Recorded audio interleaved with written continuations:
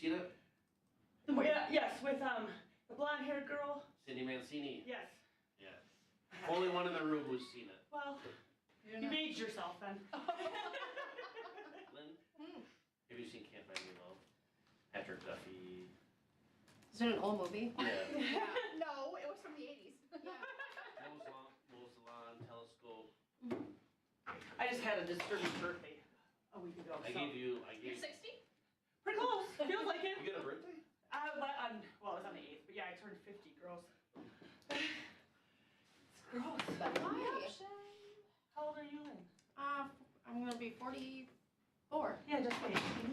Here, this is for you. No way! Yeah, there's another one in there too. And if you don't like either of them, I don't want to see them again. I know, take them. Goodwill, I know, we've been through this before. Whoa, I get it. It's new policy. Birthdays did not bother me one So bit. before we couldn't have this, 50 was a little as hard of pill to Wednesday swallow. this week, My husband just turned 45. we were allowed to and grow it was beards. a little bit hard for him. I thought it was like mandatory policy. We have You work for Just every year, like, or what? oh, our knees, we have to have readers now. I went through it at Wright County too, where they just, Everything they were hurts really every against morning. it, or There's I other don't know if things to go against it's the right word, girl. but My hair is white. they just didn't allow Mine it. is white and Eventually it so. slowly worked its way in, and they said, alright, whatever. Don't look Look at 50. the sheriff.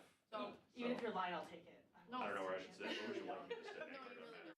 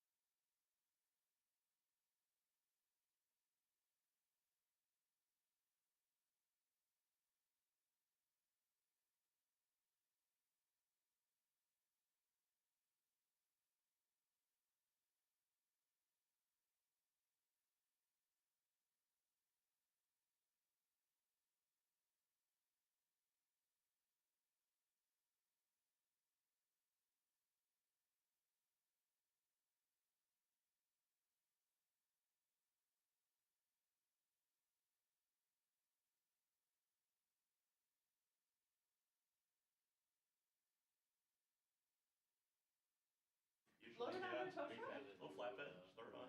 I don't think we'd actually have wanted a Hummer because the It was seat was dark. actually a It plastic, was like, dark. lawn chair. Oh, I don't think they're Do you ever very remember? nice.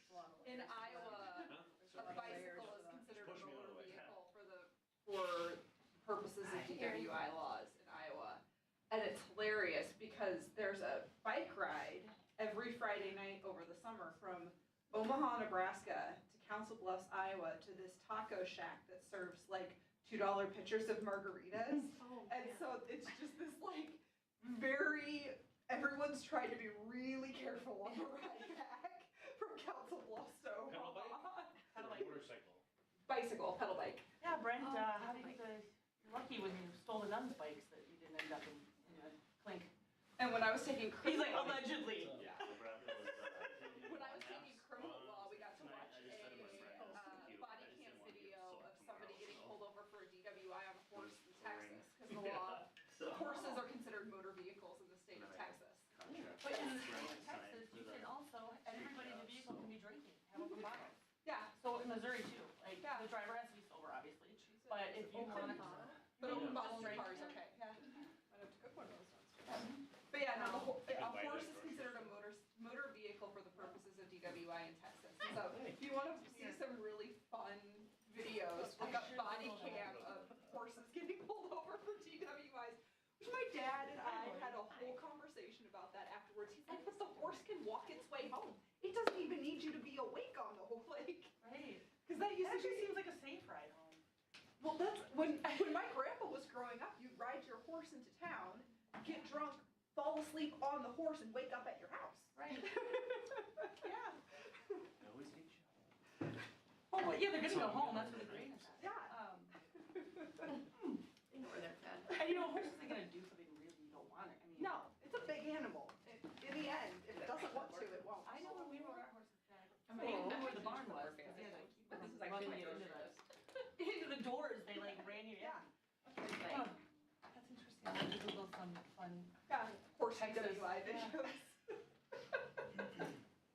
And your algorithm will be all screwed up. Start Right. getting these drunk on horse videos. Yeah. Well, yeah, there's gonna be some Will you weird text stuff. us all when that happens? I will screenshot it and send it, look what's coming up now. I'll probably do it when I get home. Drunk We're horse not in ride. shape.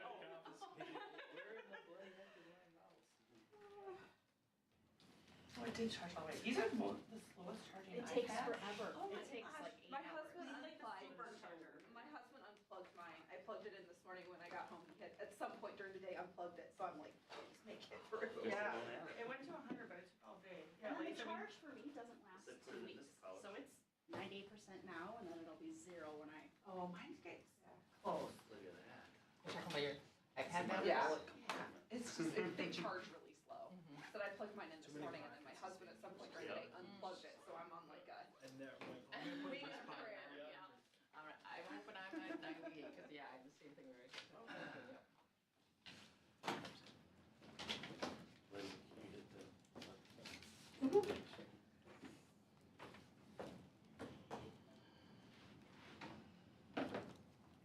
All right, it is 5:30. I will call the work session for Monday, May 18th to order.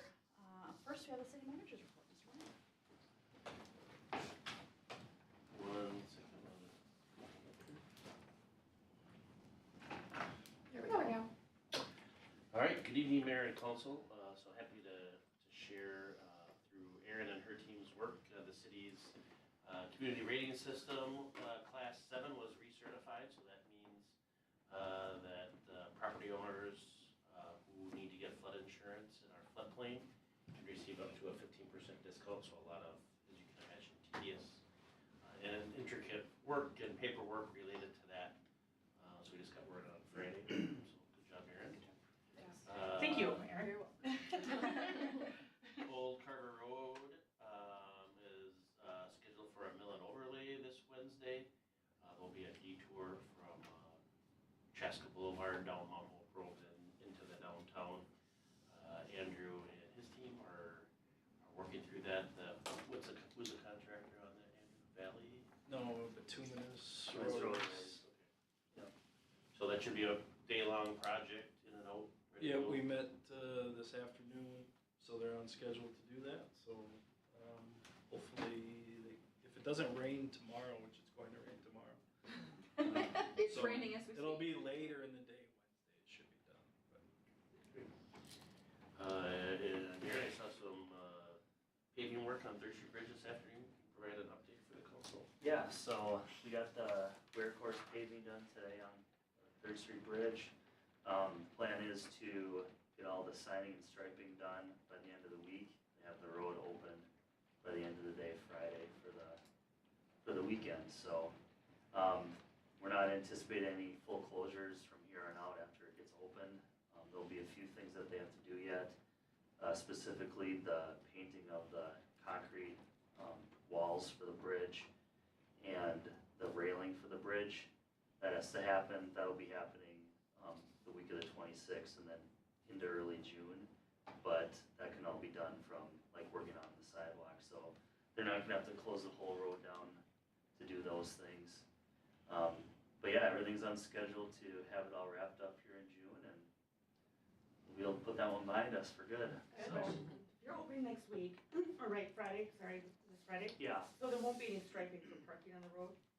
No, we're planning to get the striping done this week Oh, it will as be well. Yeah. Okay, Unless for some reason we get weather like the rest of the week, yeah, which it doesn't look like, but, okay. If for some reason the striping doesn't get done, or the parking oh, doesn't sure, yeah, stripe? we could just leave that out there. If for some reason it doesn't get done, yeah. Perfect. Then excited to share that Andrew and Jordan worked together on a new hire, Public Services Utilities Technician 2, Craig Novotny. Novotny. He's got over 15 years of utilities experience, so we're happy to have him join, I think it's next Tuesday? Next Tuesday. he's starting. Great. So we're excited to have his experience and see what he can teach us and we can teach him and strengthen our team a little bit. Where did he come, did he come from another city? He had been in New Prague, then he went over to the private sector for a little bit, and now he's wants to get back into the city business. Andrew, since being here, has noticed several areas of emerald ash borer in the park, so I just wanted to kind of give him an opportunity to talk about that and the potential impacts going forward. So like 2 weeks ago, I took some tours of the parks, specifically Community and Bluff Park have a lot of ash trees. And those ash trees are infected and it's gonna be a big change coming soon, probably, when those trees are gonna have to go. So I just want everyone to be aware of that, that they're infected now and there's not much to do after that. It's kind of a waiting game. They might have a couple more years left, but they're gonna start dying and dropping sticks and bark and making a mess. So we're gonna have to start looking at other options. I mean, we're gonna have to plant more trees and then we're gonna have to look for maybe more immediate shade structures to provide some shade in the short term. Can you treat those trees with injections at this point? I don't know. Can look at it, but I don't know how long that buys me. Yeah, I don't know. If that's a long-term solution, spending, a couple $1,000s a year on a tree, that's gonna be gone anyways. I don't know if that's an investment we need to be making right now. Do you know how much it costs? I mean, have you looked into it? We did it in my past city, and it's not crazy high, but with the amount of ash trees that are around town, I think it would get up there. And have to do it year after year, I think it would. It is a yearly treatment? Okay. We're talking dozens, hundreds? Probably dozens, but where they are, I Yeah. mean, if you walk in Community Park by the shelter, those are all ash trees that line those trails. I mean, it's gonna be shocking. A note that work session at your next meeting will be canceled. We don't have anything scheduled. Again, another commercial for the Public Services Space Assessment Listening Session on June 2nd. We have an annexation also on that agenda, but a fairly light agenda for the June 2nd meeting. And then some follow-up work. Andrew did a lot of work on this. Lynn helped out as well. So this is, the council had some questions when we did the public services facilities tour. Wanted to get into kind of the value, so I'll kind of give a broad overview, but if you have kind of detailed questions, I'll defer. But our current value of inside storage of vehicles and equipment, what we store currently outside is in the Navy, and then what we have in our CIP over the next 10 years is in the maroon, the sky, or lighter blue is that combination of the Navy and the maroon, and there are literally a dozen different ways you could do the math on this, but centered around a 10% reduction in useful life for that equipment, totaling 30,000, or just simple math at 20 years, 600,000.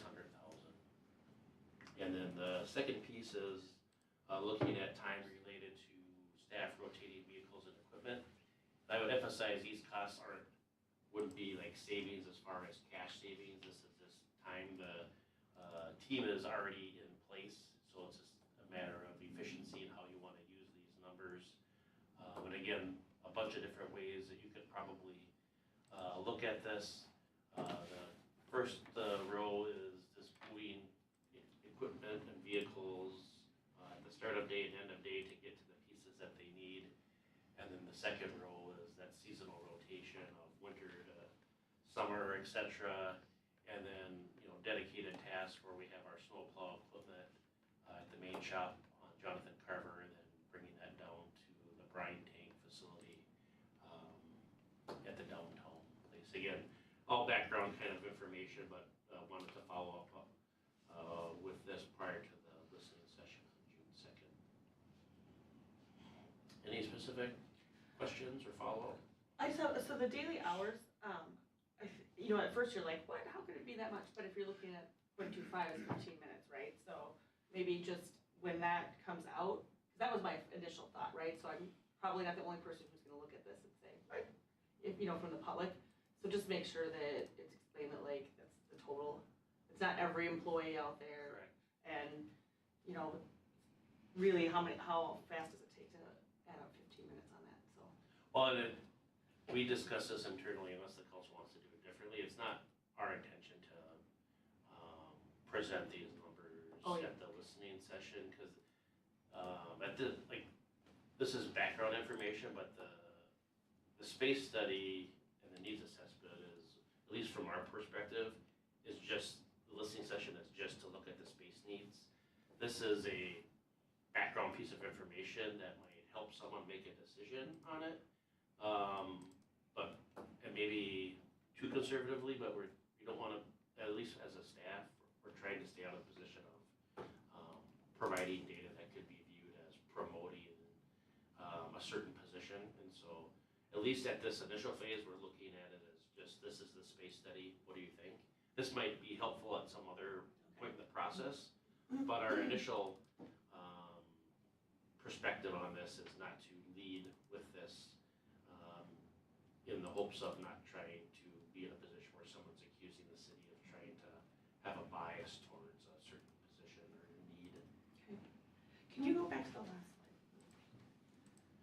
slide? When you talk about 10% reduction in the usefulness and those life of those vehicles, can you explain a little bit how we get to 10%? What is that?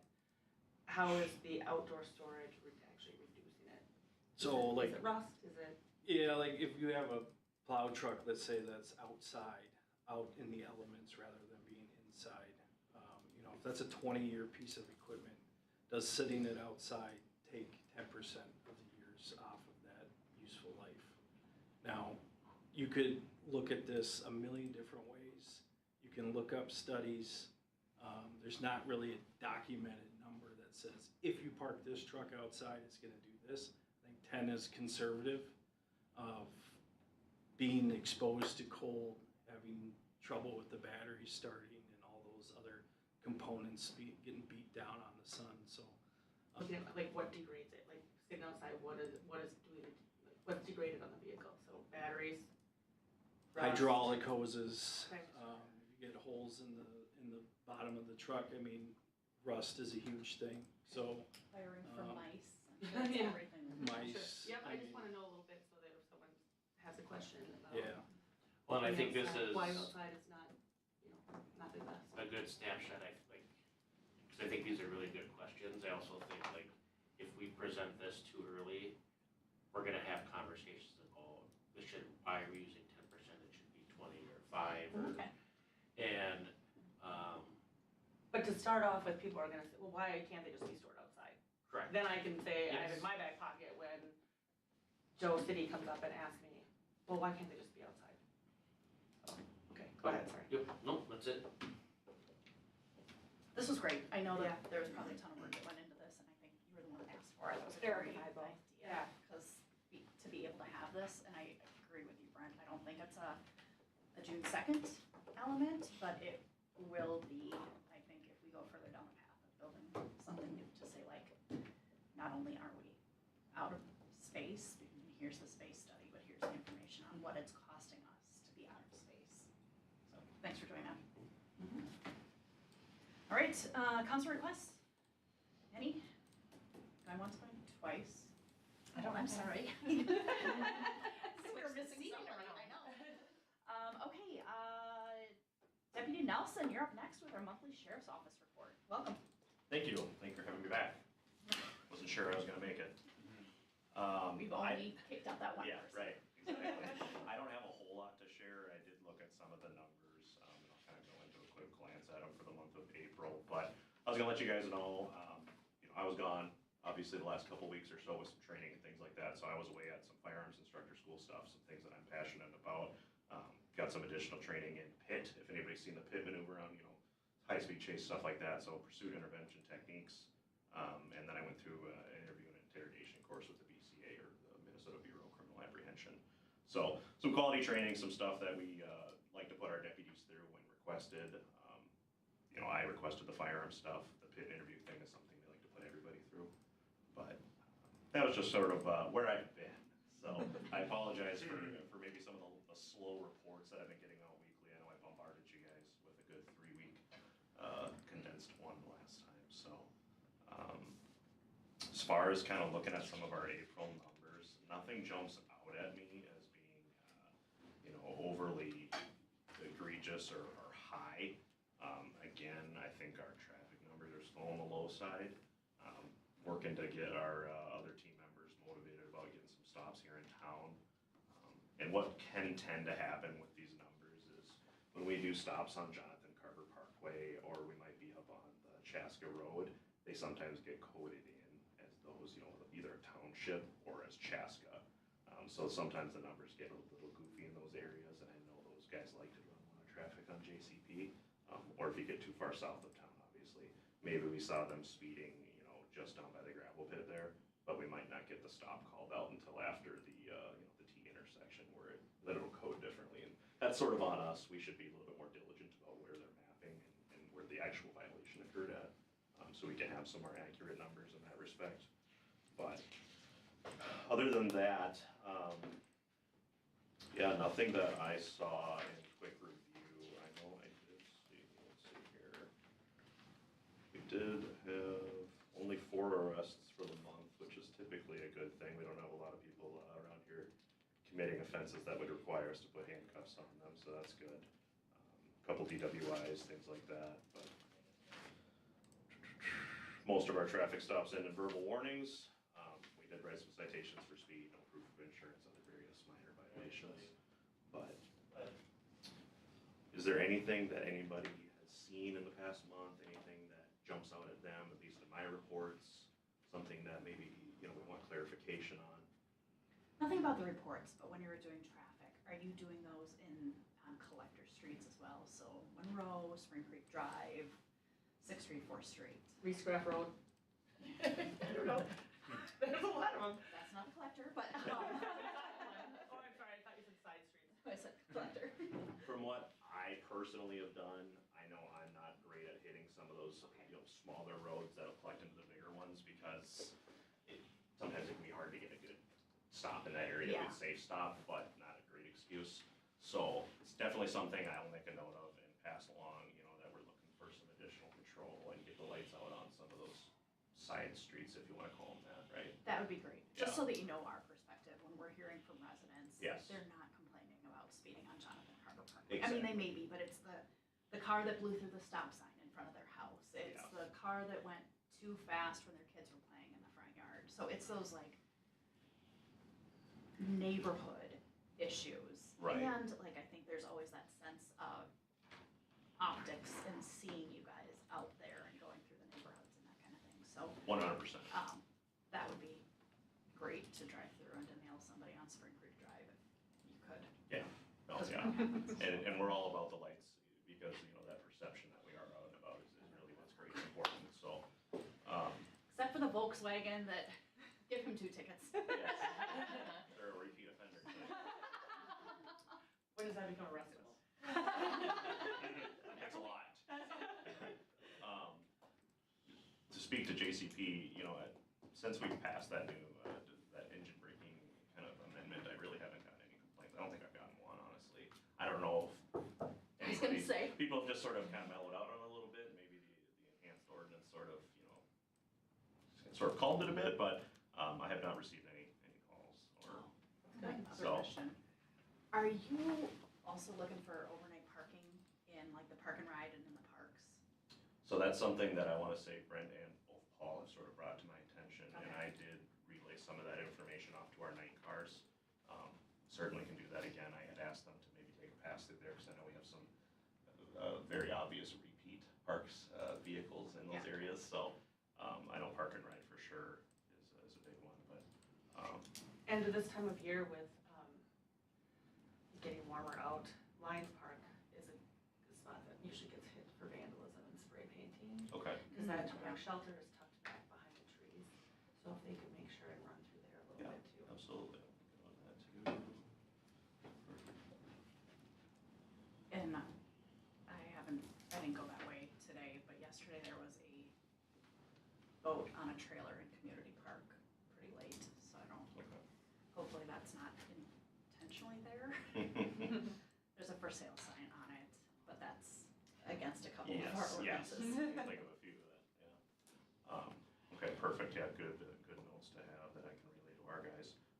Speaking of the team, it remains the same, we have the same gentleman still a part of it. We're hoping to get some additions. I don't know where those assignments will land for our ones on training, if they make it through. But we do have multiple deputies progressing through our program. Hopefully be done within the next few months or so, as long as things go well. And hopefully we can snag at least one of them. So, I know we're looking to still fill up 2 spots, right? But, I had made a note about upcoming events. I don't have anything in my calendar for May or June. Is there anything that anybody's aware of as far as, you know, I don't know if there's anything bigger going on in town, if there's anything that special attention would be required for, you know, maybe not to the level of. June 18th, something like Okay. that. Is that the, okay, Wednesday. that's the city-sponsored Touch a Truck, correct? Yeah. Okay, yeah, we had some confusion by, It's called the Vehicle Fair in Okay. Carver. okay,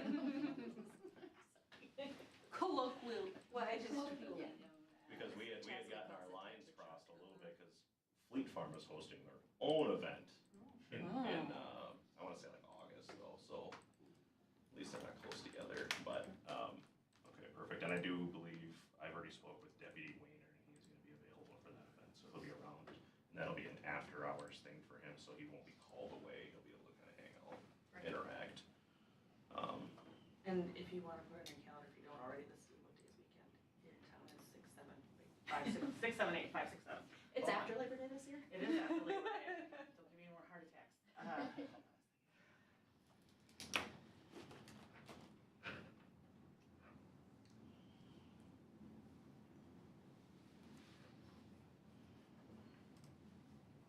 Okay, I see that, yeah.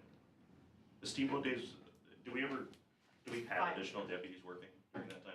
Okay, we do ask for some extra coverage. 5, 6, 7. 5, 6. I will be on for at least half of that, I believe. So, or if there's additional deputies needed, I happily sign up for some of the shifts. Good, there's a lot, there's a number of them needed. But it'd be nice if we had kind of a Carver point person, Yeah. so. Yeah, no, I understand, that'd be fun to be around too, a good way to interact with a lot of different people from the community, hopefully in positive ways. It is a fun one. And sometimes there's some work for you guys. Well, you know, just gotta it Your comes night will with go it. by fast. Yeah, right. Are you kidding me? My mind doesn't go by that. When I was with Winstead, I was fortunate enough to be around long enough to work Windstock a couple of times. Oh. That is quite the event too. So not a stranger to that sort of environment for sure. If this turns into Woodstock, I quit. I'm not doing it anymore. I managed. Everywhere else humble begins. Alright, anything else for Deputy Nelson? No? All right, thank you, you're welcome to stay. I do You have, have more exciting things? since the what is it, the two truths and a lie? Oh, yeah. Ooh. I had prepared something for you. Let's go. Okay. That's the lie.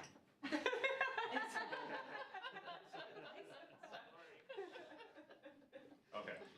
In no particular order. I was a firefighter before I was a police officer. I spent time in Germany as a foreign exchange student. And I have been in law enforcement for 10 years. Shoot, I always Which look for one is eye the lie? contact, and you did a good job. Yeah. On eye contact. With that training. Andrew, you get to play too. All right, yeah, Too pretty A good little mix. bit of everything. Which one's the lie? 3 was the lie. Oh, even longer. I've only been doing this job for, I don't know, around 8 years now, 7 or 8 years. What fire department? I was with Windsor Yeah. Fire Okay. for a time, and then when I was going through college, I actually joined the fire department way up north. So it was just me and a couple of young college kids trying to do a very professional job. And we had, the fire department was called Eagles Nest Township, so I think they had 1 engine, 1 tank truck, that was it. Made up of pretty much people going up there, retirees at their cabins. And we had the first structure fire in probably over 20 years. While we were there, we're like, we don't know what to do. And like firefighters? Yeah, we're running around panicking here, so. Didn't save the basement, but All right. nobody got hurt. And then, yeah, I was a foreign exchange student in Germany. So I spent some time there in high school, and that was a good experience for me. For how long?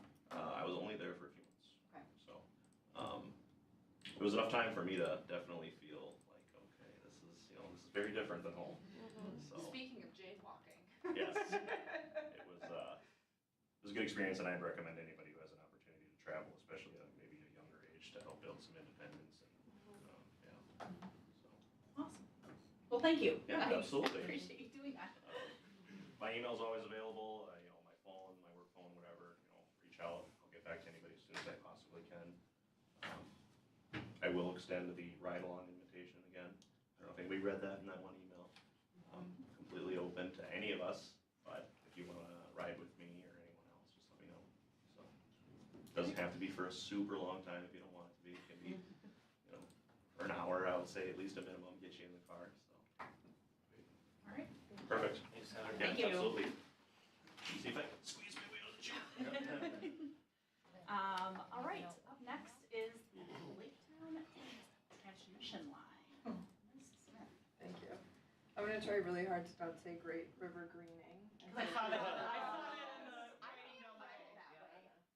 A couple times. So Great River Energy is different than Great River Greening, and they are proposing a transmission line through Laketown Township and Dahlgren Township. So they've been working on this for a while. We unfortunately found out about it a little bit late in the process, but we've been doing some work with them to do some relationship building, sharing feedback, giving information. So the contact we have now has been really helpful for us, providing us some additional information we've requested. But just for reference, the transmission line will be 70 to 95-foot steel poles with a 100-foot easement underneath it, where anything happening in that area will be really limited. So unfortunately, that tracks through our growth area Do in you their know how tall Conklin. the poles are in Community Parker? Is it right around there? Maybe. I don't Okay. know. So on the map, the blue is their preferred line that they are moving forward with an application with right now. Yellow dashed is our growth area, so you can see there's a pretty significant impact along Hampshire Road. So they've explored a couple different options throughout the area, but I would say they are definitely leaning towards the blue. There are 2 ways to engage this week, so we're looking for some feedback from the city council. If there's additional comment, feedback, discussion, things we can share with them that might be impactful. So there's a public hearing, I think, on Wednesday night in person at the Outpost, and then a virtual version on Thursday. So in the packet, there was a fact sheet about the project, and then a letter that I sent in November of last year, I think, after we were made aware of the project, seeking some additional review. So no progress since that letter, but information has been received. They're sharing information with us, which is great. So looking forward to discussion and feedback from the city council tonight. All right, I can start. I was not happy reading this memo. At all.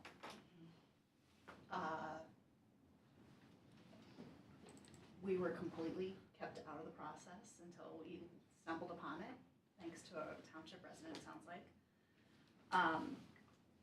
And it sounds like they were really great to work with for the city of Victoria. Right. I thought the same thing too. Isn't it convenient? But not us. And I think we all know, maybe Kayla to a lesser extent, what a barrier those high power lines are. Because in Community Park, boy, I remember even since we've been on council, the Black Sox, I think they put in that new press box, and it was an act of Congress to get approvals to put something in that easement area. So I'm not happy with this at all. So it looks like it goes along Hampshire Road for a little bit, which that concerns me a little bit less than where it jogs off and goes through some really developable land. And it looks like they have a bunch of other options that run right along the roads consistently. Why would you not put it along 10? It's right Which, there. because Victoria said no. And we've gotten some And here feedback we are. from them that there are several houses that are directly adjacent to it where this is a less incorporated area. So, just feedback. yeah, no, I'm not, of all the people I'm mad at here. Yeah. We're not attacking you. We're attacking that. But so the purple line is where their house is? Yes, and then along, like this pink line, so going this direction too. Okay. I mean, I think I read this on Saturday afternoon and I was like, I almost called you and was like, what meeting do I need to be at and when? So I guess that's one of my questions, like which meeting, and maybe we as a group tag team this and figure out who can do Wednesdays and who can do Thursdays. But I'm not happy because I think that this is gonna be a huge impact on future development in that area. And Victoria got such a white glove treatment that it's not equal. Any other thoughts? I wanted to commend Erin for the tone of the letter that she sent in November. It was forceful but polite, and again, I also got really upset when I read the memo and read the situation. What was most frustrating for me was that the their memorandum stated that they had done their research and determined that there was an annexation agreement with Victoria. And then they did not do the same research to determine that there was an annexation agreement with Carver. And that felt. The easy way out for them, kind of, Yeah. at least to me.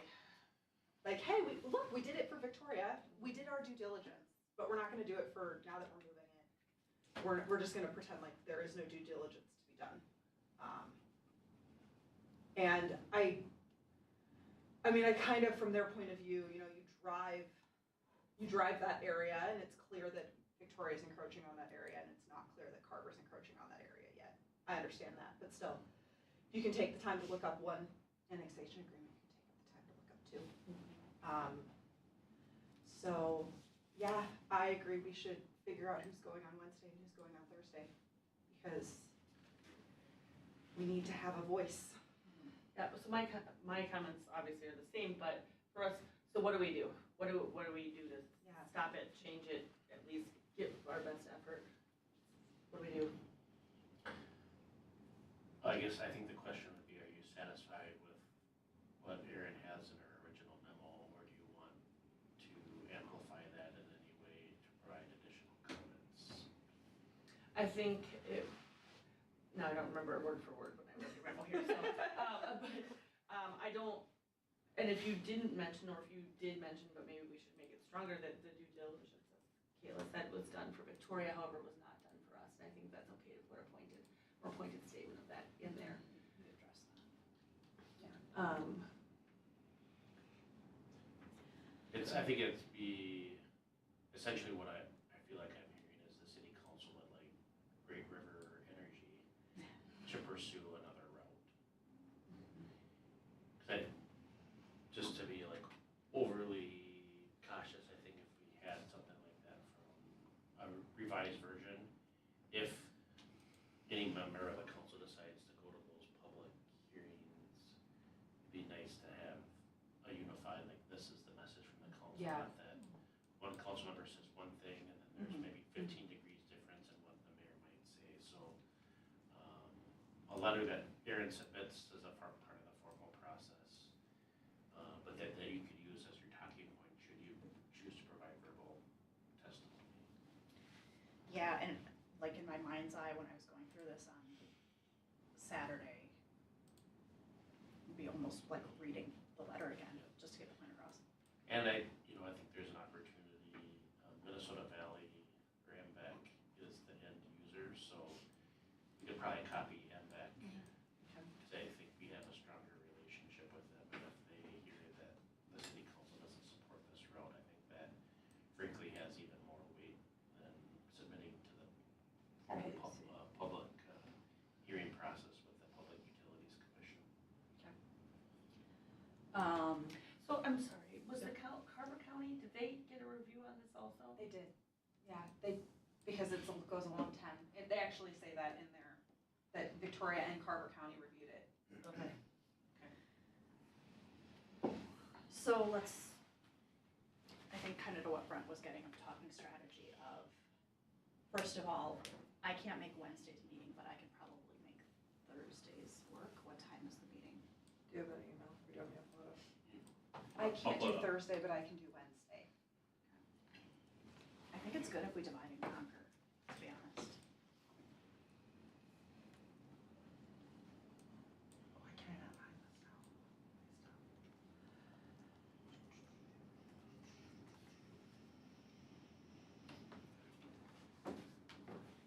I'm not coming up with it fast myself, so is it next week?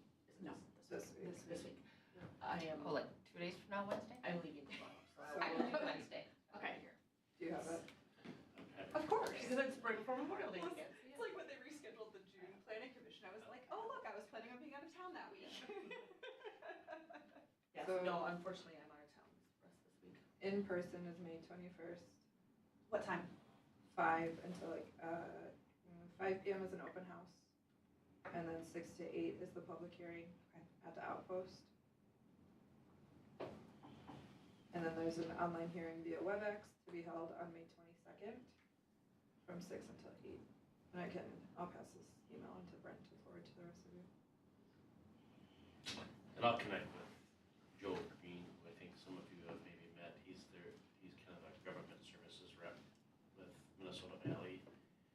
And let him know that the council's gonna be appearing at these public hearings. And if maybe they'll pivot on kind of their process if they get that kind of feedback. I have two questions. When the letter's addressed to Mr. Hicks, what's his role or who?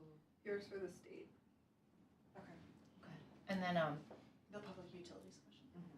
the 100-foot easement, so in some, I think it's theirs, or anyways, it does mention how like, so that's in the the pole's in the middle, so 50 feet, 50 feet. Is there negotiating, or like, is that just a standard, is it like a statute, or, and I don't expect anyone to have the answer now, but I that's would something that say can it's be. probably their standard. So Okay. depending on the pole height, I would say probably plays into it. A larger pole will need a larger easement under it. Well, that must be what's in community park, because that has the same easement. Yeah, that could be. There, so what uses are allowed then, in those, you could have a park underneath it? No, Like No, T-ball. no vegetation. yeah, it was stricter. It felt like in community park.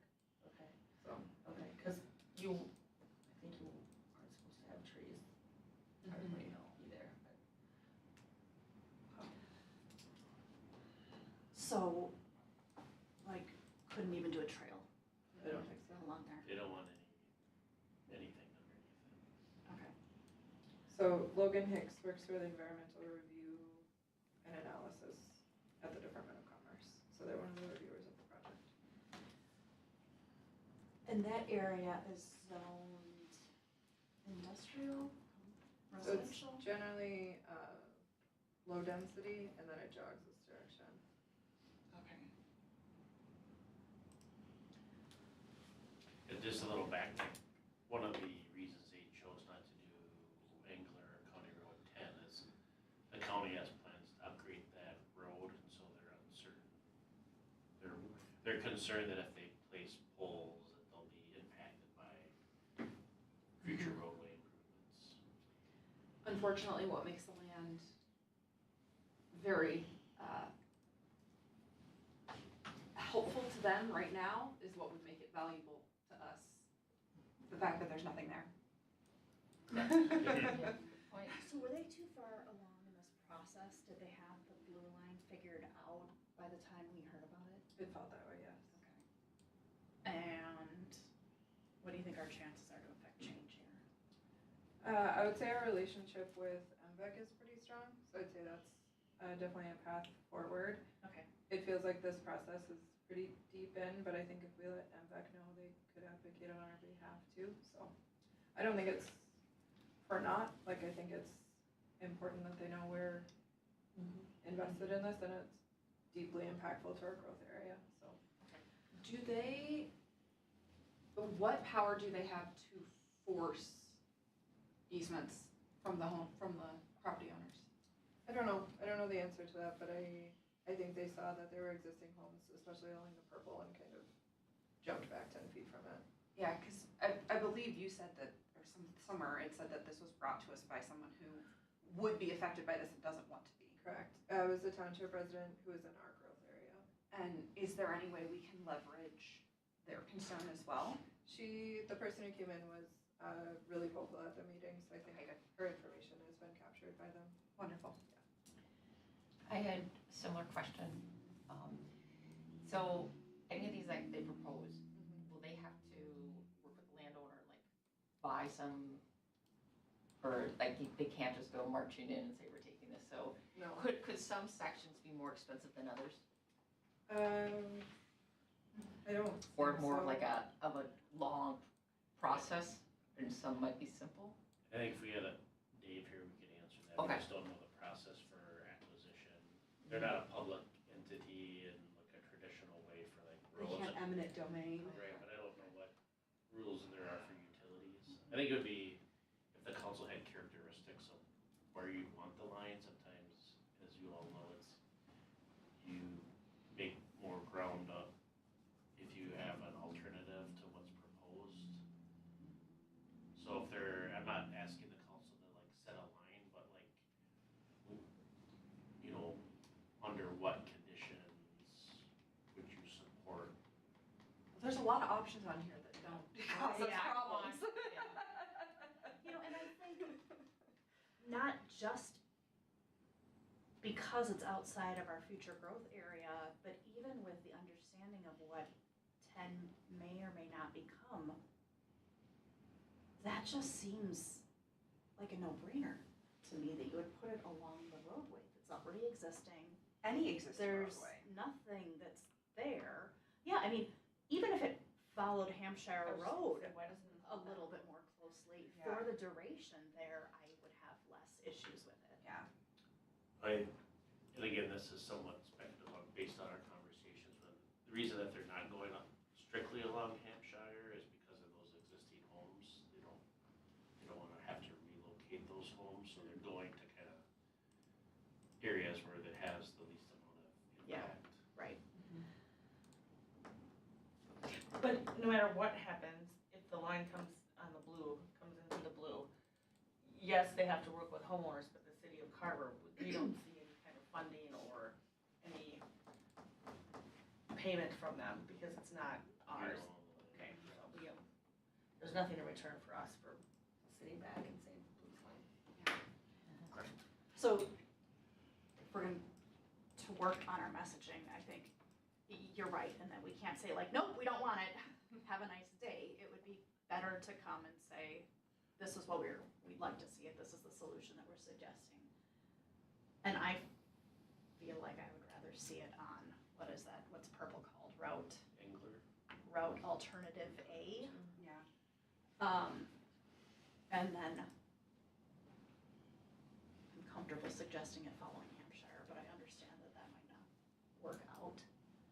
So, are you guys comfortable going to the meeting on Wednesday night and reading from this letter and pulling out, tag teaming and pulling out talking points? Oh. Okay. I've already established childcare. I thought you were gonna say like what I'm doing while you're like, No, you're gonna be like, I already well, I'm have gonna come childcare, at this we're good. point and Lori's gonna watch my kids. I mean childcare for somebody that night, which is the reason why I can't make it.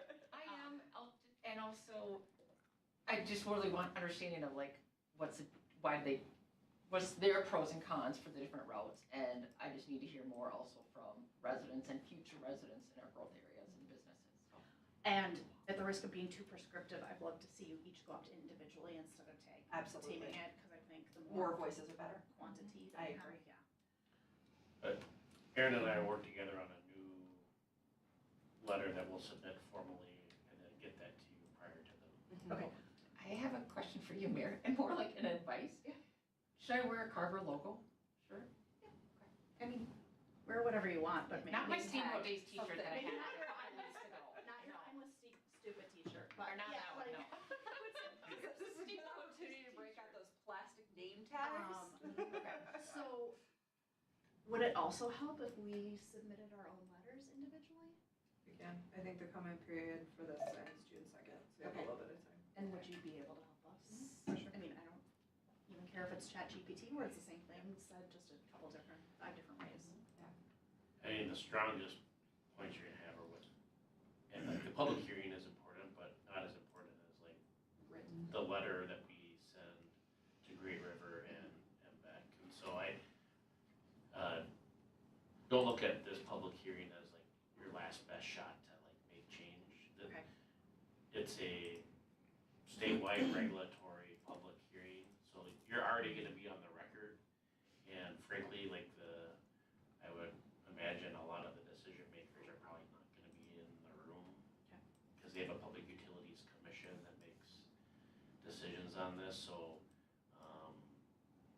I would rearrange your schedules to try to like get here. If you have somebody like, or I can certainly go to the public hearing too. But I don't wanna oversell like that this is our one shining moment to like get this thing done. We're not Brent, hearing are Mr. you- Smith goes to Washington this? Are you available to go along to one of these meetings? I think, There is just one, oh, there is, okay. And then virtual. one's just The virtual. virtual. Are you able to be at the in-person one? I think,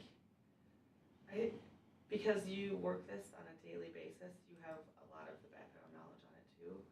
If you are available, I think I would like to see you at that meeting as well. Thank you. I mean,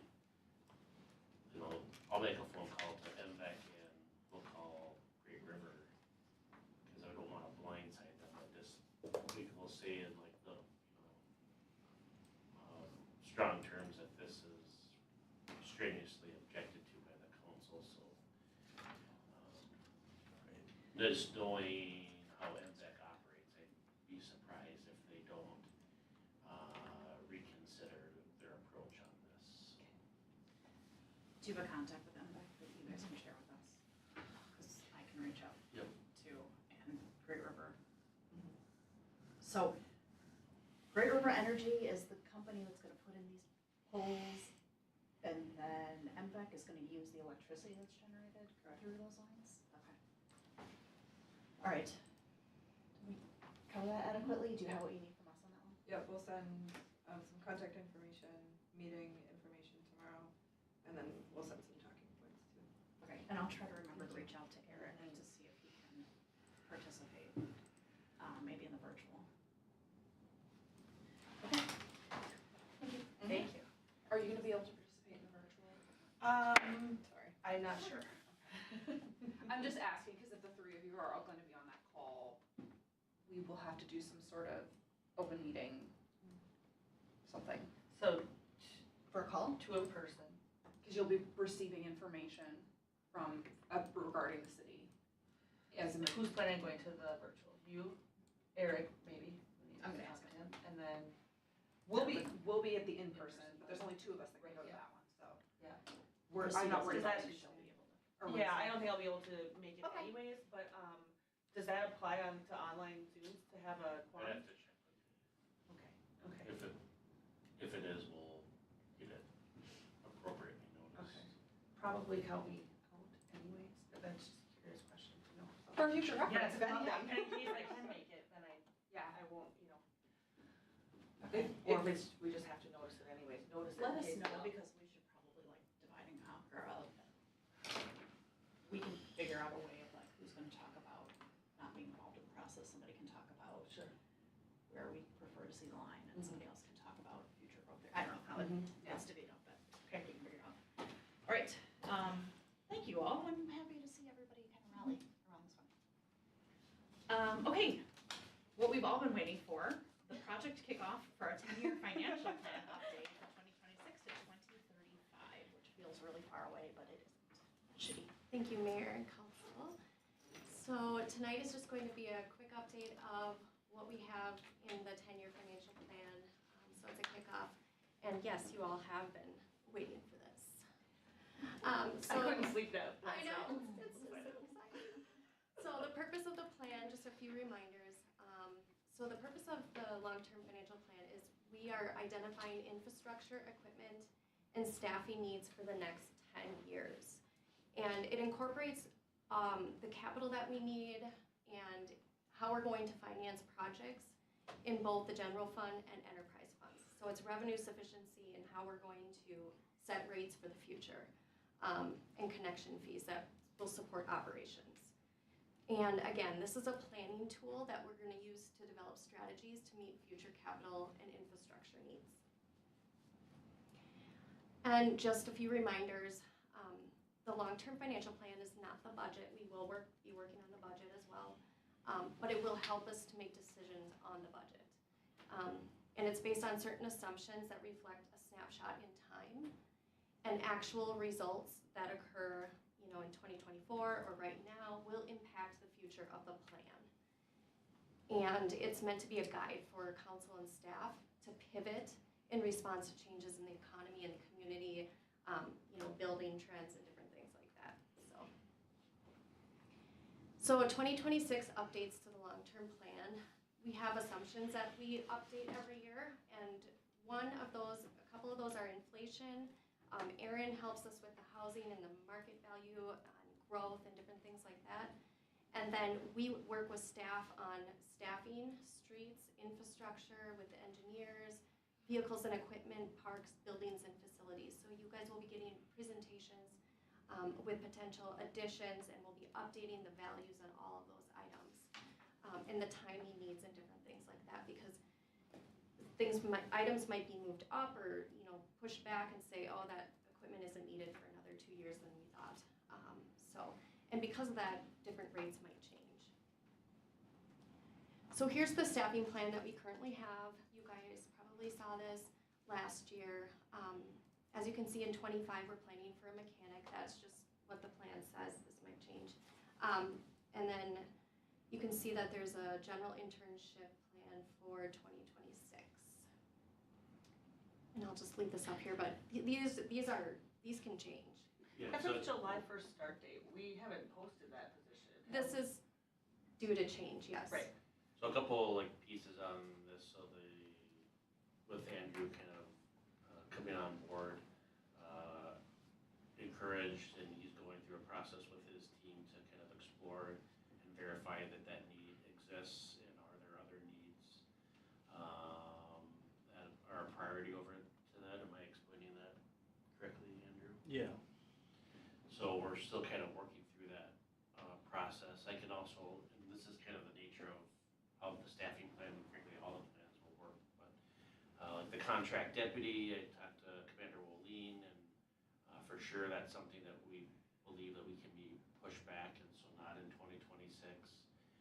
But for those of you that follow the process lasted, I would say that we probably cut maybe a quarter of the positions that we had in the staffing plan the year prior to that. So there is quite a bit of change that I'm anticipating, not just by taking that snapshot, but understanding, we're just another year closer to with some of these needs and, you know, understanding whether or not needs need to be a full-time or part-time. Can we maintain a contract rather than hiring a full-time position? Just based on, just feedback during the strategic planning process. You know, I'm unsure about that communication specialist, so I wanna have a conversation with Brenda and the team on, you know, where all of these end up landing. But part of this process, not just with the staffing, but every one of these buckets, if you will, if you have initial feedback, or, you know, whether it's super granular or really high level, those are the types of ingredients that will be helpful to us as we prepare, you know, the next dish of the strategic plan. Can I ask a question about the internship program? I'm Wait, just can we just ignoring it. groan? No. Oh, we can groan. One, two, three. Sorry. All right, it's been a really long time since I was an intern, or did an intern work. 25,000, is that realistic to have an intern? Is I mean, it's like, is that high? I I was was paid intern, we did it $0 for for I was my paid zero. and thrilled to be there. Yeah, I was Yes.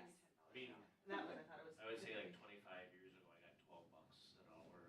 You're not gonna find, we're not gonna get anybody for a free internship at this level, so we're paying, folks 16, 17 bucks an hour to mow the lawn, so I forgot what number I had in there, but I had like 4 days a week over a period, and, so, I mean, if you're gonna find someone with, I mean, we'd be looking for like, upper class or graduate level, intern in public administration, finance, communications, et cetera, so, and frankly, I mean, even with paying that, like, you know, the inertia, or I would say the gravity of like, the top kind of producers on internships are gonna be in the core metro cities, so might be hard, but long story short, we might even be under on that, but it's you know, again, these are all planning numbers, so. Right, so why would we be looking for top tier out here, knowing that they're gonna work here a few months and we don't have a position that they roll into?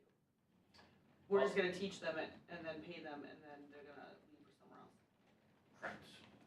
That's what we did with interns before. Yeah, I guess that's the nature of it. I Yeah. don't expect any internships in generally, I wouldn't think that any internships roll into a full-time position.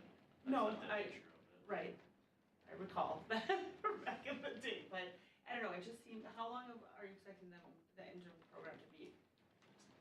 Continuous, so, you know, if Erin was interning, she might be here for 4 months, and then all of a sudden we have a month break, and Andrew comes in, he works 6 months, and it's just a rolling program of interns and, So it's not like the summer internship, I'm thinking of like, you graduate college, you So go this work for is 3 months and then year you. round, so Something else. it's a program. Gotcha.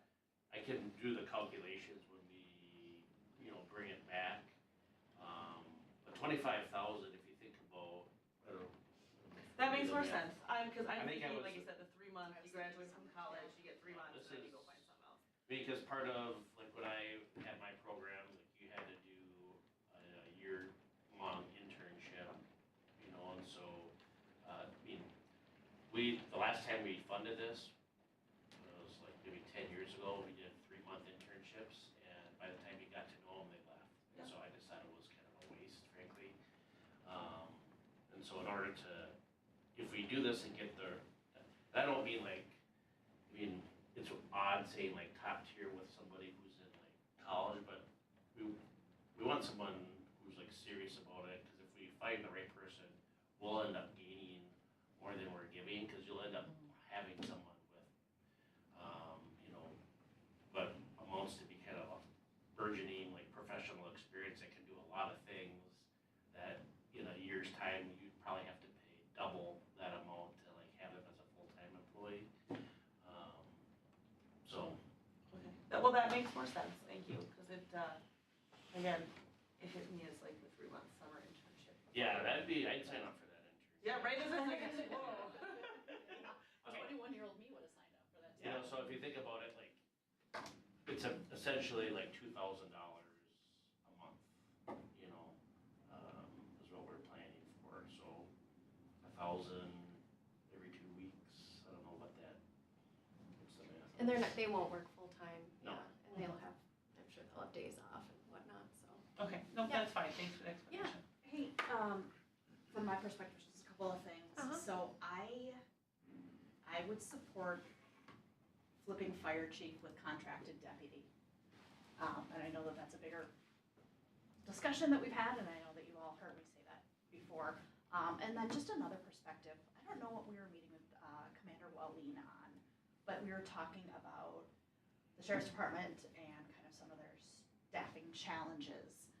And he kind of set it up in a different way than I was thinking about it, because we're 2 deputies short right now with the Carver Victoria model. We have been 2 deputies short for it feels like forever. So in addition to the staffing challenges, generally when we get these deputies, they're very new in their occupation, they're new in their career, they're young people, have start families, you know, and are out for parental leave. Some of these folks, I think there's a very strong connection between folks who are in the military and folks who go into police work, so we've seen folks leave for deployments. And I forgot how he said it, but it made sense to me of like, if you want 4 deputies, you'll probably need to have 5, because there'll always potentially be somebody unfortunately getting hurt or throwing out their back or whatever. So that made sense to me, because I was like, why would we need an additional deputy when we don't have the slots filled that we have right now? So it was kind of this realization of, we might never have all the slots filled. And kind of looking at it through that, why get another one when we can't fill the slots we have, is perhaps the wrong perspective to have. So I just wanted to share that with the group, because it changed my view. Say what you wanted to switch one more time, the fire chief you wanted to move up? Fire chief and a deputy. So the fire chief is in flip flop 'em? 2030, and the contracted deputy is in 2026 next year, and it's roughly the same financial impact. So when we say the contracted deputy, how does that differ from what we have now? Like, what does that look like? It's another deputy. It's just. You're just funding What is it. our- Oh, you're just funding another one, Yeah. okay. I agree with what you're saying, but I don't think we can have a conversation about people being out for various reasons until we see a full staff at some point to begin with. Agreed. But I've been in this role for 7 years, and Yeah. I have not seen that. And I guess I just don't, my concern is that I don't see how funding another deputy is going to fix that problem. It made sense when he said it, and I believe it to be true. If we want 4 deputies, we probably need to hire 5, because there will always be one out on leave. There might be continue to be vacancies, Yeah. you know. So it's just a lens of looking through things, but it made it easier for me to understand, because I was the same way of like, why would we need another deputy? We're not fully staffed right now, but for whatever reason, the Carver County Sheriff's Department cannot fill those roles right now. We'll see if this training class produces anything Yeah. for the city of Carver and the cities of Victoria, but I'm not optimistic. But if we have another deputy, then hopefully we'll have another individual in the mix. I'm not saying that as eloquently as Deputy Lee. or No, as I Commander Lee understand said. completely what you're saying. I mean, it's, you know, it's overstaff a little bit so that when people aren't there, you have the full staff. My concern is that it's not like we're down 1 person right now, we're down 2. So we're currently, by that model and by that thought process, we're overstaffing by 1 as it is. Yeah. So why would we overstaff by 2? Yes. Let's give it some time. Okay. When we still have this conversation of we're 2 deputies short in December, Yeah. and then January, and then next June. I don't mean this as condescending as it's gonna come off, but like, I think maybe then you'll get it, because because this is not anything new that the sheriff's department can't fill those roles. Yeah, I understand that, and it's not condescending, I'm just, from my perspective, there's a difference between not filling the roles in the first place and then having them filled, but having turnover for various reasons. And I think we're more in the former category than we are in the latter category. So I don't think that we are, I don't think that, because we are 2 down now, that I don't feel that there's a gap, a huge gap in our police force. It would be nice certainly to have one more, okay. To include an additional one, I think is not I think it's unnecessary at this point. Because once we, go ahead, Brett. Well, Commander Wolin is suggesting that we push it back as well, so he's not asking, the sheriff's office isn't asking for an additional deputy at the moment. Okay. So, I mean, you're probably gonna see a draft that shows like 2028 or 2029. And all these numbers, are gonna need a pretty good injection of inflation, like the fire chief, you're probably looking at, 165 to 170. Without benefits? With benefits. Like the salary for a fire chief is probably gonna need to be $140,000 and then benefits of 20 to 25. So are we just gonna remove that, contracted deputy then, 125,000? What do we? Well, you'll see a proposed plan for the next 10 years. Yeah. I'm not sure what you're asking. Or are we just gonna shift it back later? Like, so what are we gonna do with 2026 contracted deputy sheriff? We're gonna move it, I'm gonna work with the sheriff's office and see what year they think is more Okay. appropriate. Okay. But I guess I'm speculating based on what I know now, 28, 29. 25, 29, okay. So just adding up the years of like, well, how far away is that? I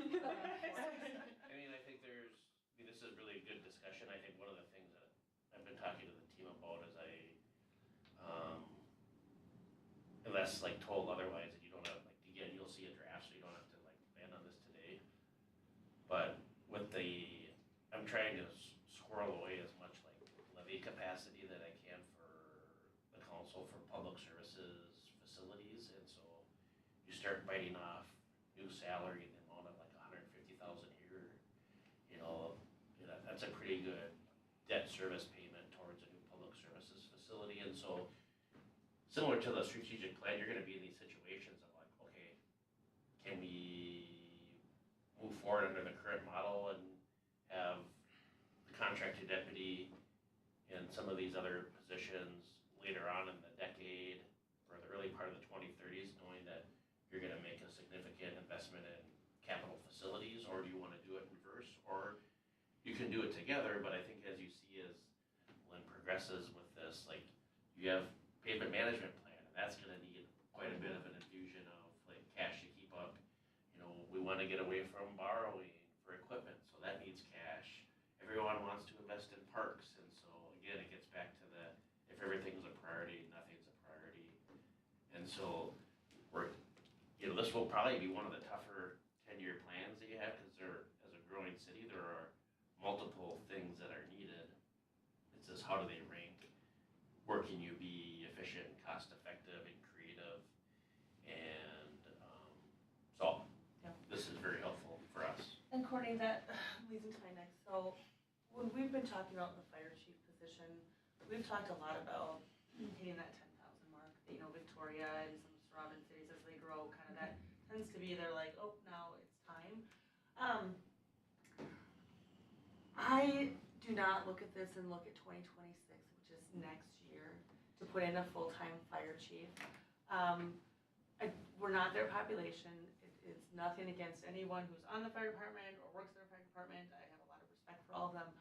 When I look at this though, moving the fire chief up to next year is too soon for me. Yeah, so just where I'm coming from with that, and this was kind of before the lens of what you just said about tax capacity, so maybe I'll eat all of my words. But Callie sat in here before our strategic planning session and said, we could probably use a full-time fire chief tomorrow. So just taking his opinion and his feedback is where I'm coming from on that one. So Brent will have a full proposal for you guys, for everybody, probably in the next couple months. And so your feedback is very helpful. So be prepared. When it comes to setting priorities, we were just talking about, do we have an estimate of what debt service for the public utilities, the public works building is gonna be? We could. Because every time I look at this, that's the big flashing light in the back of my head. We're not at that point in the process. I understand that, but we can't do a 10-year plan if we don't even have an idea of what that number's gonna look like. We can, it's just, what we need a big input from the council on. Oh, sorry, there was a big lightning behind your head, Brent. I mean, we have some, we connected with Northland, we have some rough estimates, but there's a, as you can imagine, there's a big variable between a 20-year build-out and a 50-year build-out. And so we could give you levy impacts for each.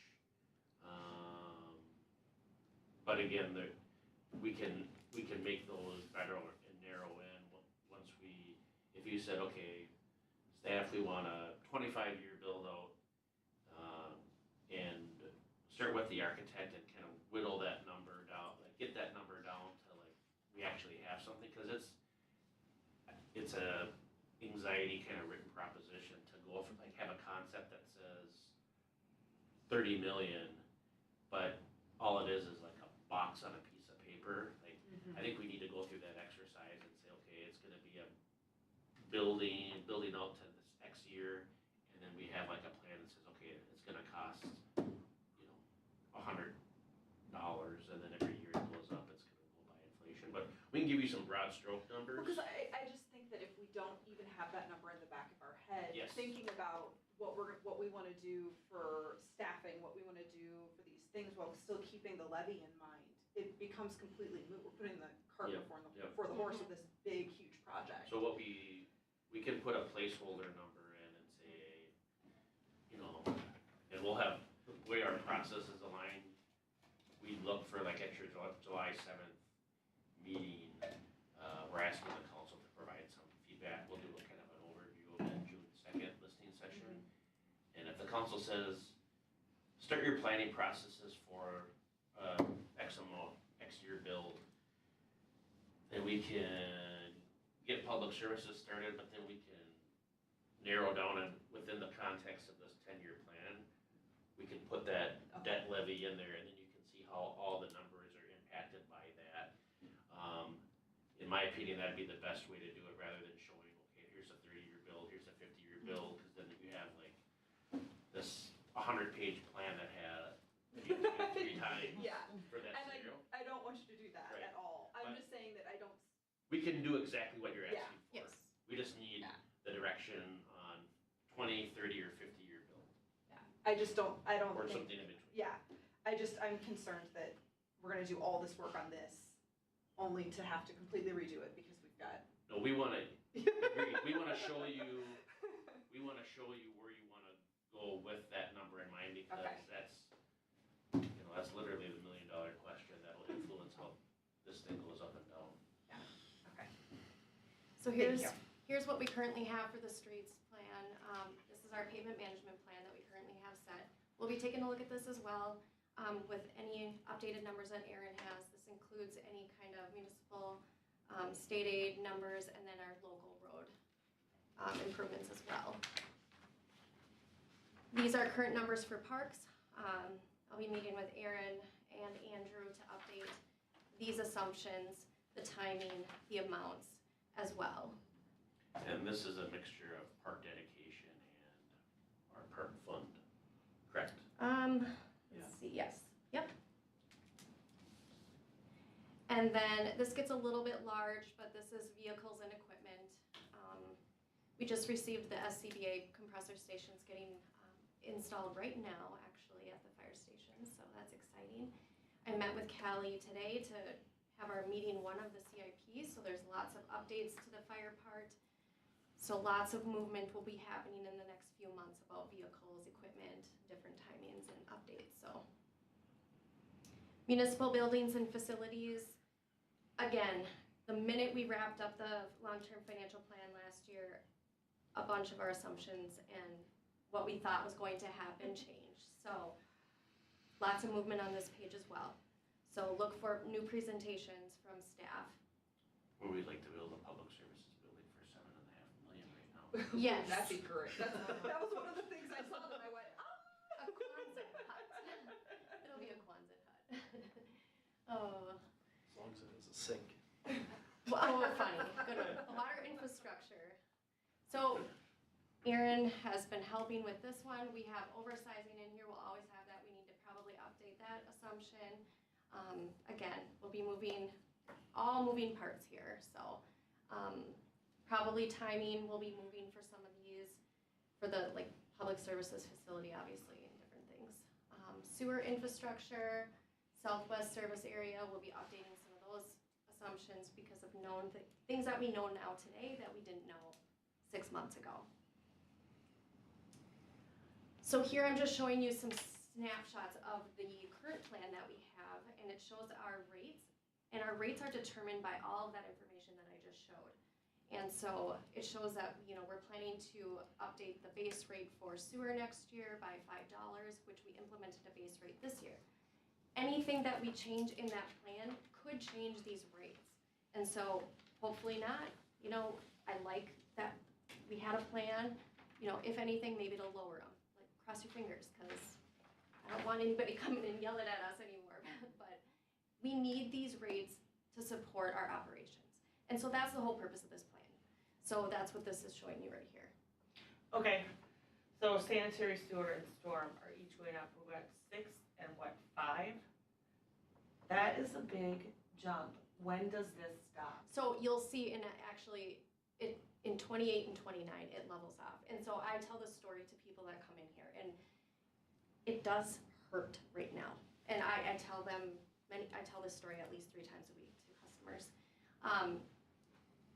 We're planning this because we have to plan it 10 years out, because we're having all of this huge infrastructure. And I always use Courtney's line that this is nothing sexy that we're doing in the water and the sewer. And so we're planning for 10 years. If we only planned out 5 years, this would look a lot different.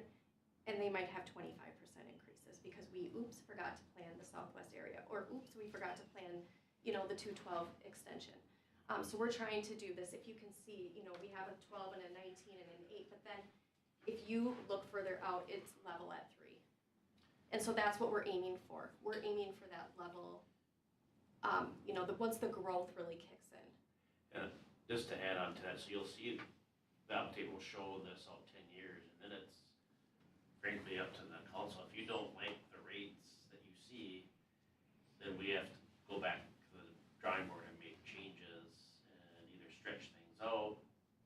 But that's where the tough choices come in, because the rates on the utility side and the tax rates on the general side are representations of what we put into the plan. Yes. And so if you don't like the results, then we go back to the plan with your guidance and say, okay, we're gonna move this to that year, and we don't think we need to do this. But I think that's, when I mentioned this during the strategic plan, I think we have a space to have a more robust discussion on that. And I think in the past, there hasn't been a lot of discussion, or we haven't created a space for you to talk about the results in a meaningful way, and so that's what we're aiming to do. Yeah. Yep. Yeah. And I'm supportive of that as well. So just a snapshot of the tax impact projections. Strategic plan says, no increase or decrease over under 3%. So that's what we're aiming for. That's one of those items that we put in the plan that we say that's what we want, and that's something you can do for the utility rates too. I don't want water to go up this much, that's what Brent's talking about. Let's work on that. Considerations for this year is large updates to the plan in the near future may change future strategies. Public service building timing, when do we want that to happen, as what's that payment gonna look like? Things to consider. And then debt service levels over the next 10 years. And there were many good questions during this presentation, so thank you, and comments. So, but if anybody has any more, I'm happy to help.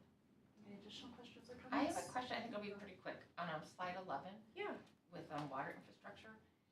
Is one of those for this year where you talked about being able to have the capability to read the meters from a tower? Is that? So Andrew and I and Jordan have been meeting with Core and Maine, who would come and present that technology. Unfortunately, we're running into a few road bumps with tariffs and different things, but we're hoping to have a presentation so that you at least know what the technology is.